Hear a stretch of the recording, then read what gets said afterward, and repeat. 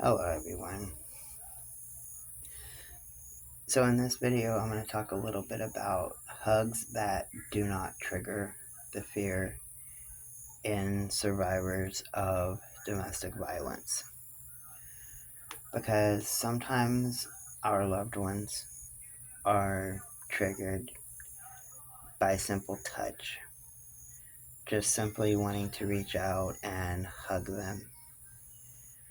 And it's not only painful for the survivor when they cannot receive that safe affection from a loved one. It's also bad for those on the other side of it, not understanding why they can't have a hug or why somebody fears their touch when it's known that they're not going to hurt them.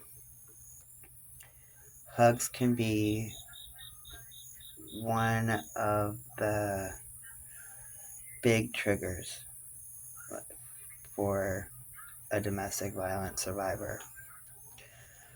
But there are ways to be able to embrace a loved one, whether you're on the side that is a survivor or you're a loved one to a survivor. And for many of us, there is nothing like a big warm hug to make our hearts soar and our stress melt away. As human beings, it is natural to crave physical contact from others. But for survivors of domestic violence, any type of touch, no matter how innocent the intention, can be a painful experience. Abuse leaves an imprint that touch is dangerous. It's very common post-trauma. For abuse survivors, they may flinch, withdraw, or retract when hugged, even though they are longing for that physical contact. Of course, many survivors of domestic violence are pro-hug and are okay with intimate touch, even with strangers. Healing happens at different paces when it comes to the aftermath of trauma. Some abuse survivors, particularly those who are used to being physically overpowered, can feel threatened when it comes to a close-up moment like a hug.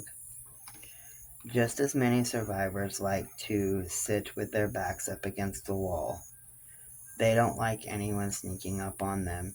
So they need to feel in control of intimacy. Abuse is a very profound kind of trauma. This adverse reaction to a simple hug can profoundly affect relationships, from friendships to more intimate relationships. But the good news is there are several ways to modify the traditional hug so that abuse survivors can feel safe. And I will give you two examples in this video. I may cover more in another. The French hug. French women have a unique way to hug someone that they encounter. A woman places both of her hands on the front of another person, usually one hand around each shoulder, and they lean in to place a kiss on the person's cheek. The kiss, of course, is optional, but the important thing to note is this allows the woman to allow the other person as close or as far away as they are comfortable with. This type of hug gives a woman the control over her own personal space. And the handshake hug. This hug is used a lot, especially when working with boys that have been abused. for this hug when you extend your hand for a handshake and place the other hand on the other person's shoulder. Like the French hug, hands are between you and you are able to push away or bring closer the other person in a way that you can control the degree of intimacy that will occur with the hug.